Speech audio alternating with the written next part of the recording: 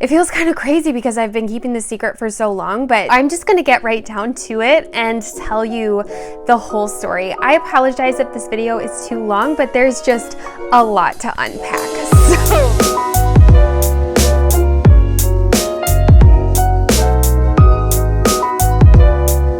All right, hello friends, thank you for joining me. As the title of this video suggests, I have been keeping a secret from you guys. I have life-changing news to share with you all, and that is the fact that I am pregnant again. I am expecting again, and I have been pregnant for a while. We are expecting another baby boy, another son, due the first week of January. So less than a year after my older son was born, we will be, hopefully, Lord willing, welcoming another newborn into the family. And yes, this was totally unexpected, and that's why I am here to share with you all this story. There's been so many ups, so many downs. So much has gone into this pregnancy so far. There has just been a lot to tell you guys. And so I did wait pretty long into this pregnancy to share with you all, partially because I really wanted to just enjoy it privately with my family, but also because there has been complications. And so I don't always let you guys in on my personal life. I don't always share a lot of details, but I know that you ladies love me. You guys care about me. You guys pray for me. You guys think about me. And because of that, I want to open this part of my life up and kind of give the backstory behind what I've been going through this past summer, health-wise, and just kind of tell you more details about this very exciting news. So it feels kind of crazy because I've been keeping this secret for so long, but I have a baby bump now. There's no keeping this secret longer, you know, and I also want to share. So I'm just going to get right down to it and tell you the whole story. I apologize if this video is too long, but there's just a lot to unpack. So I am pregnant. It has been such a shock, as you can imagine. I gave birth January 21, 2021. My son is 7.5 months old now. So we did want children close together, not this close. I was not planning on having 2 babies in 1 calendar year.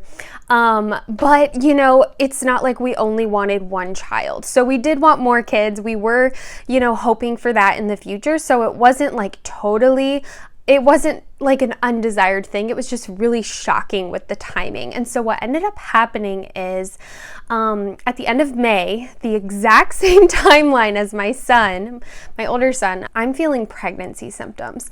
And I was pregnant so recently that it was really fresh in my memory, you know, what that felt like.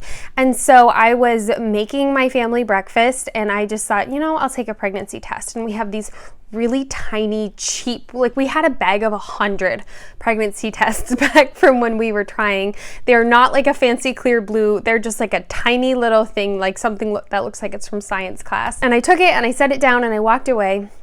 And I had this feeling of kind of hope. You know, I kind of felt like I wanted to be pregnant again. I hoped that it was a positive, which was crazy because it was so close to my last birth, you know, and I had a 4-month-old baby. Who wants a positive pregnancy test, you know, that close together? But I do distinctly remember hoping that it was positive. And I come back and I check on it, and indeed it was positive. And so I went and I told my husband, and he was shocked, but then he was just like, okay, cool, okay, and like trying to wrap his head around it. And we talked about it a little the following week, but you know, we have Bodhi too, so it wasn't like my first pregnancy where, you know, that's all you can think about. It hasn't been like that because I have such a distracting, busy baby, like a new baby. And so we were happy though. We weren't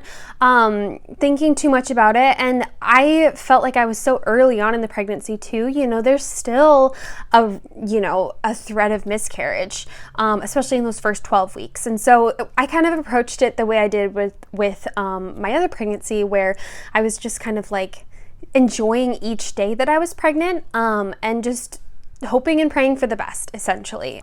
And then halfway through June, thankfully my husband was home, but I was trying to go to sleep, and all of a sudden I sat up and I felt something's not right. I rushed to the bathroom and I was bleeding heavily, more than you would have for a period.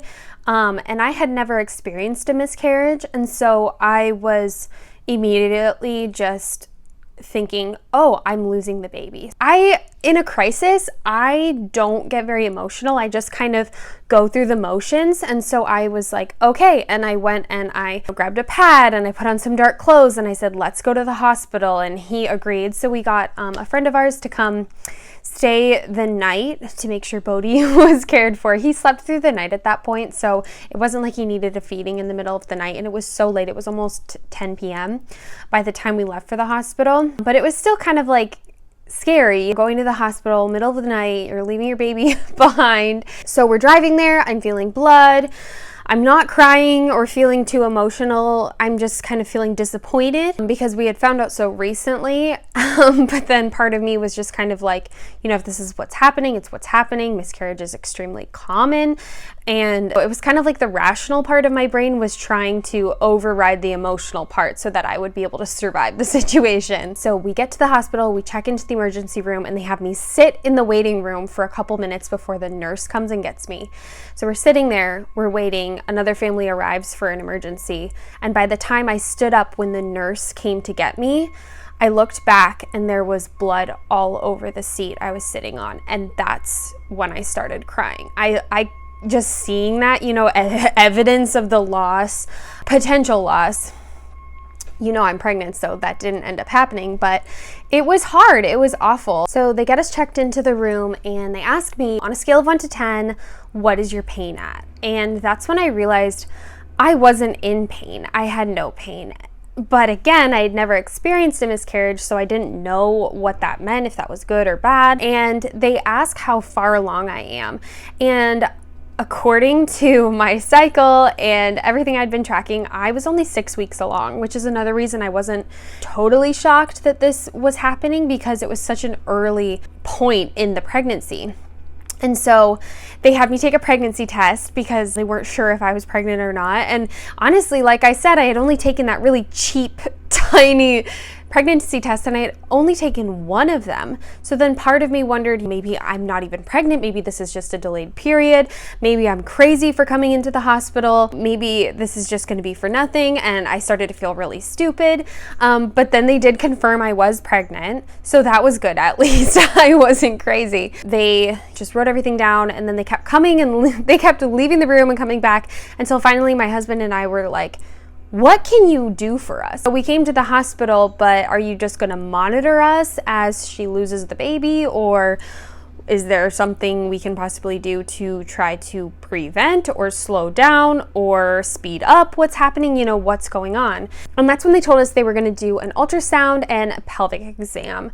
And I was really surprised. Like, I kind of just, from the first moment I saw that amount of blood, I just thought it was over. And so a little spark of hope started like flaming in my soul, and I was like, maybe it's not over. They do the pelvic exam, a lot of blood. So then it's time for the ultrasound. So they're doing the ultrasound and I'm looking up at the ceiling. I remember feeling like I didn't want to look because I thought it would just be sad, or there wouldn't really be anything to see because I was so early. I thought I was only 6 weeks along. I was just looking up at the ceiling, tears streaming down my face, when all of a sudden my husband says, "Is that the baby?" And then the doctor says, "Yeah." And I look over, she turns the monitor a little bit so we can see better, and she says, "Yes, this is your baby." And I see this full-blown baby moving around, totally like head, body, just doing its thing. And I was so shocked because I had expected that there would be no life there. And it was so surprising. And then she says, "And you're definitely not 6 weeks along, hun. This is looking more like 10 and a half, maybe even 11 weeks. And I was shocked, but also so confused. I was so confused, and my husband was confused, and suddenly we're seeing our child, and if we weren't upset about losing the baby before we saw the baby, we were definitely upset after. There's just something about seeing your child in you that it just further strengthens that bond. And it was just so shocking because I didn't expect to see a full-blown baby, but then also I didn't expect to be so far along, and that didn't make sense according to my cycles. And so we were just really, really confused. So 2 hours goes by and we're exhausted, and finally the doctor comes back. It's 3 a.m, and she tells us that what had happened was not a miscarriage at the time. It was a subchorionic hemorrhage. And so that turned into a subchorionic hematoma. And so I was hemorrhaging blood because in about 1 to 2% of pregnancies, you can have a complication called a subchorionic hematoma. And subchorionic basically just means it's, in the uterus, and it's between the uterus and the placenta, and a hematoma is kind of like an internal bruise. And so sometimes when babies, when they first are formed, they latch onto your uterus, they implant, and sometimes they can implant in such a way that it can cause a hematoma. And it's essentially a sac of blood that forms between the placenta and the uterus. And the placenta is where the baby grows off of your uterus, and it's essential that remains rooted strong to the uterus. But what can happen with a subchorionic hematoma is that it creates like a bulge, like basically a sac of fluid underneath the placenta, and it can cause the placenta to uproot. So placental abruption. You can also have this from external injuries to the uterus, like through a car accident or something like that, but mine seemed to be from implantation. And so there was essentially 3 outcomes. So you could have placental abruption and the pregnancy could end. You could reabsorb the blood from the hematoma and it could shrink. Or 3, hematoma kind of stays the same size the whole pregnancy and then comes out with the baby at the end. What we also figured out was the reason I didn't know I was pregnant for so long is because what brought me to the emergency room wasn't actually my first hemorrhage, it was my second one. My first hemorrhage occurred 28 days after my last period. And so what I thought was just a light 2 or 3 day period was actually my first hemorrhage. And so I was a month further along than what I had known. And also another reason I wasn't having like severe pregnancy symptoms the way I did with my first son, because with my first son, I knew I was pregnant. I was nauseous. I had to lie down all the time. I had food aversion. I had lack of energy, all the things. But with this pregnancy, I've had essentially a symptom-free pregnancy, and we think it's because I was pregnant so recently, and so my body is extremely acclimated to the hormones, to that high level of hormones that you have to adjust to when you're pregnant. That's actually what causes morning sickness. It's the adjustment in your hormone levels as your body prepares for a baby. But because I was pregnant so recently, a lot of my hormones were already still pretty elevated. And so I didn't know I was pregnant essentially for half of my first trimester. It's still shocking to think about, honestly, but it did make that first trimester go by so quickly. So anyways, we left the hospital feeling somewhat hopeful, somewhat nervous, because the doctor essentially told us I had a hematoma, but it was also large. So they categorized them small, medium, and large. And mine was 30 centimeters squared. So way bigger than the baby. And that's not good. That can often edge out the baby, can cause the placental disruption or abruption.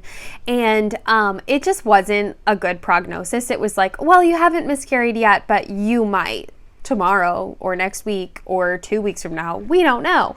And so it was just so scary, because it kind of felt like, okay, if I'm going to miscarry, I want to do it now or a week ago. I don't want to just be sitting around waiting for this horrible outcome. And I read a lot about large subchorionic hematomas, obviously, over the next couple days, and a lot of it was not looking good. And so it was just pretty overwhelming and emotional, because even though the timing wasn't what we would have picked, you know, for this baby, we still wanted the baby. We want this baby. And I feel like almost, you know, losing the baby kind of like further cemented that, where I was just like, I really, really want this to work out. And so it was really wonderful. Our church gave us meals for a week so I could lay down a lot and kind of regather myself. And we had a lot of support from friends and family. I had a lot of doctor's appointments, and kind of my care plan I decided on, I came to the conclusion on my own through personal research. So for threatened miscarriage, they usually don't recommend bed rest, partially because a lot of doctors don't see it as like actually helpful in the long run. It can sometimes cause blood clots. And so they just put me on pelvic rest, essentially, which is just, you can't, you know, do anything with your pelvic region, essentially, if you get what I mean. But they didn't say I had to lay down a lot or anything like that. But I took to the internet and I found this study that doesn't recommend bed rest for threatened miscarriage, you know, and I read the study, and when I got to the very end, it was really interesting. It said bed rest had no significant impact on the outcomes of threatened miscarriage, except in cases involving subchorionic hematomas, which is what I had. So in the case of subchorionic hematoma, women who didn't go on bed rest miscarried at a rate of about 24%, whereas women who did go on bed rest miscarried at a rate of only 9%. So that's essentially a 1 in 4 to a 1 in 10 drop. And so I immediately just decided, that's what I'm going to do. I'm going to rest as much as possible. I kind of viewed my hematoma as any internal injury, and I read a lot about how to heal internal bruising, how to heal internal injuries, and a lot of it is just don't move, lay down, eat a lot of blood clotting foods, and heat therapy, cold therapy, stuff like that. And so for essentially 2 months, I wasn't on full bed rest. It was more of a modified bed rest, but I stopped working out. I was doing like a lot of ab workouts before the hematoma, because as soon as I found out I was pregnant, I was thinking, oh, I don't want to wreck my core 2 pregnancies in a row, so let's get my core really strong. But I had to stop doing that. I had to stop walking. I could still lift my baby because he was still under like 16 pounds, so he wasn't too heavy. But I couldn't do a lot of strenuous lifting, like, you know, squatting on the ground and going back up. And I stopped carrying laundry baskets around. I stopped even just like vacuuming, you know, anything that really tightened my core, I didn't do. And we had a lot of help. I had a lot of young girls from church come over to help me. I had family stay with me for a bit. I had my cousin who was here for a couple weeks. My husband helped out a lot during his vacation from work. He essentially just helped me take care of Bodhi, and we just did everything we could do to help me just sit or lay down and just not tighten that region. And it was hard. It was so hard because, you know, I'm a mom to a young child, but then at the same time, I'm really glad that this didn't happen when Bodhi was a lot older. Like, I'm glad this didn't happen when he was like 2 or 3 and wondering why we're laying down all the time and why we're home. You know, he didn't notice. He was a baby who couldn't even crawl at the time. He couldn't even crawl. So it really didn't impact his life, which I'm so grateful for, you know, because I know having a newborn come into our house so soon when he's a baby is going to impact his life. I was also kind of worried, you know, because I was pregnant so recently, if my nutrients would be super depleted, you know, in my body. But thankfully, all my blood work came back amazing. My doctor was actually shocked at how high my nutrient levels were and how healthy I was. And that gave me a lot of hope. And I didn't really approach it, you know, we had so many people praying for us, but I didn't really approach it from a perspective of, because I'm praying and because I love the Lord, everything's going to work out. You know, I believe that the Lord gives and the Lord takes away. Blessed be the name of the Lord. So I felt like the Lord may have me be pregnant for 12 weeks. He may have me be pregnant for 20 weeks. He may have me be pregnant till the end and things not work out. He is still God and he is still good. And so my hope during that time wasn't necessarily like, oh, everything's going to work out because I'm a Christian and I love Jesus. It wasn't like that. It was more just trusting in the Lord's plan that he would sustain me regardless of the outcome. And so even though it was hard mentally, it was also it wasn't like I was crying every day or I was in a really dark place. I really wasn't. And also on top of that, the hematoma is not painful. I love all these people. They're always, at church asking, how do you feel? How do you feel? And honestly, I could always just answer, I feel great. It was a symptomless pregnancy. Me feeling great really had nothing to do with the outcome for the baby or the pregnancy because, yeah, the hematoma is not painful. It didn't make me feel sick. It didn't hurt me in any way. It was just something where it's like, oh, is today going to be the day where the hematoma is big enough to cause a placental abruption? We did get a call at the end of July. It was so deja vu. The same time of year, I got a call last year that, Bodhi was a boy, and we got the call. We found out the baby was a boy, and we were over the moon. I do want a girl someday if that's in the Lord's plan for me, but we were really hoping this baby would be a boy just because they're going to be so close in age. They're going to be like probably 11 months apart, like so close in age. And I just felt like how fun would it be if it was 2 boys? They can get up to all sorts of mischief. And my husband really wanted 2 sons, and I just felt like that would just be really, really cool. So we were really excited when we found out it was a boy. But at the same time, it's always kind of tinged with this level of, but is the pregnancy going to last? It was really, really hard. And so what ended up happening is I got a follow-up ultrasound, and they measured the hematoma, and they called me the next day, and they told me that I used to be 30 centimeters squared, bigger than baby, but it had shrunk to 4 centimeters squared. So major reduction, way smaller than the baby. And I forgot to mention, but I was bleeding every day for about 2 months. And right around our anniversary, the bleeding had stopped. And then a couple weeks later, we found out that the hematoma had shrunk. So we think, and I haven't had bleeding since then, so we think that we're pretty much in the clear now. But it took a while, and it took a lot of laying down. And it was also really reassuring because part of me wondered during all those days of like resting and having people come cook for me, I wondered, is this just me choosing this and it's not going to make an impact? What's the point of all of this? Because you couldn't see physical results right away because it's an internal injury. And so finding out that all of that hard work, having all these people over, not exercising, to find out that it had paid off was so nice. Because the thing is, there's nothing wrong with the baby. He's totally healthy. Every single test we've done, every single appointment we've had, he's just kicking along. His heart rate's great. His anatomy scan went great. Everything's great with him. He's super healthy.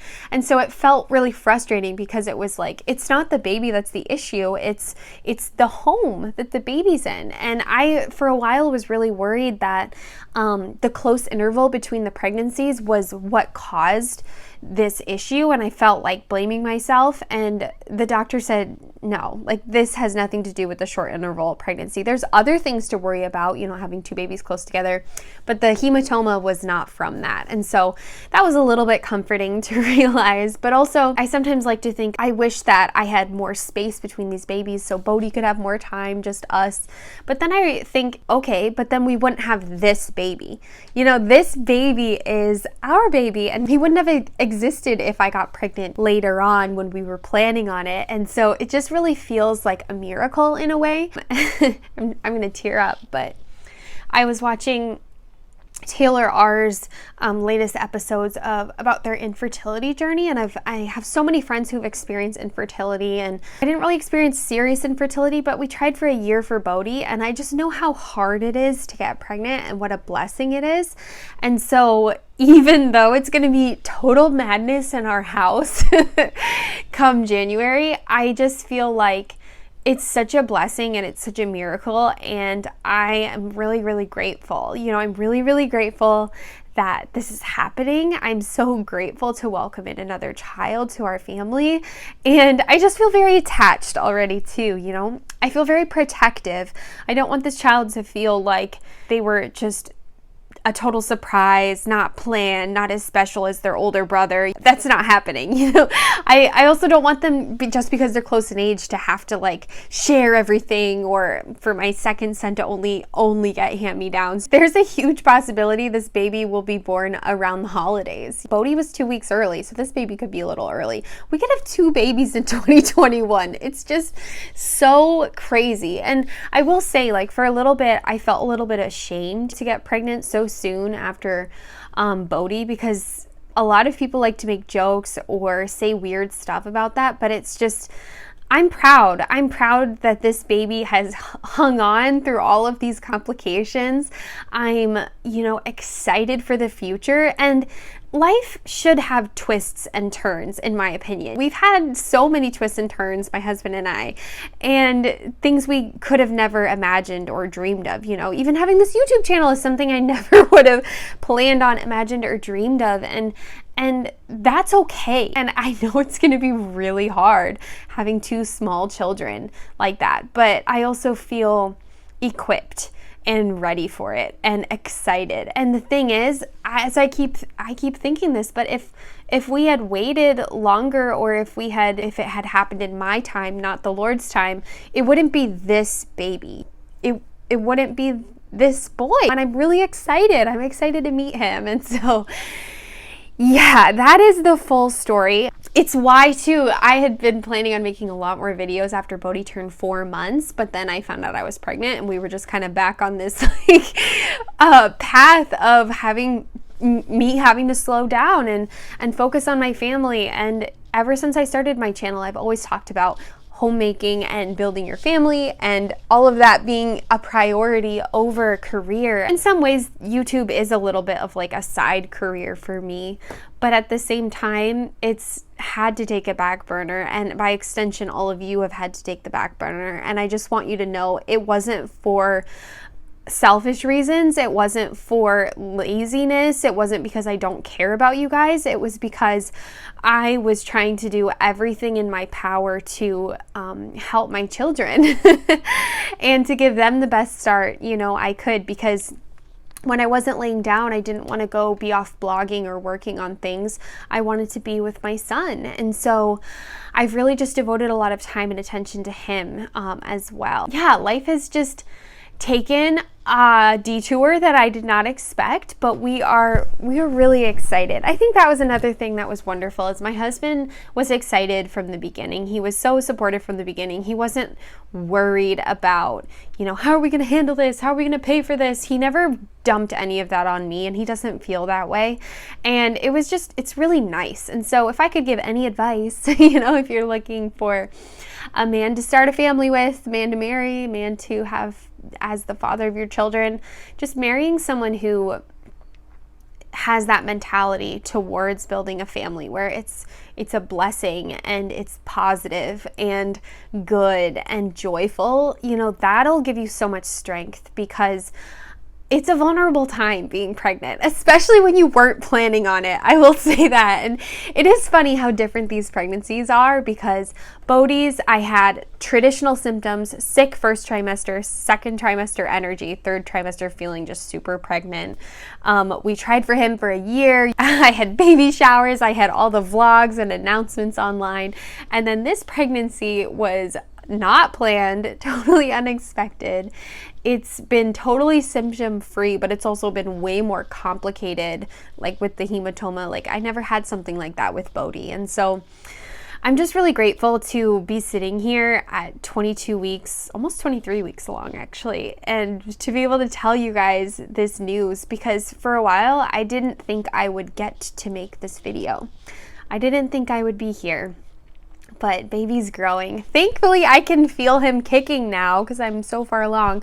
If I'm ever worried, I can just kind of pause and check in on him. And that is such a relief, because again, for those 2 months where I was on bed rest, there was no physical signs of if I was doing good or if I was doing bad. You know, it was just kind of waiting things out. And so, yeah, I guess I just want to send love to anyone who is trying to start a family and struggling, to anyone who's experienced complicated pregnancies or loss or infertility or anything in that realm, I just know how difficult and emotional it is to go through that. And I just want you to know my heart and my love is with you guys. And no matter the outcome, you know, the Lord is with you. Yeah, so I would appreciate if you guys would keep us in your prayers.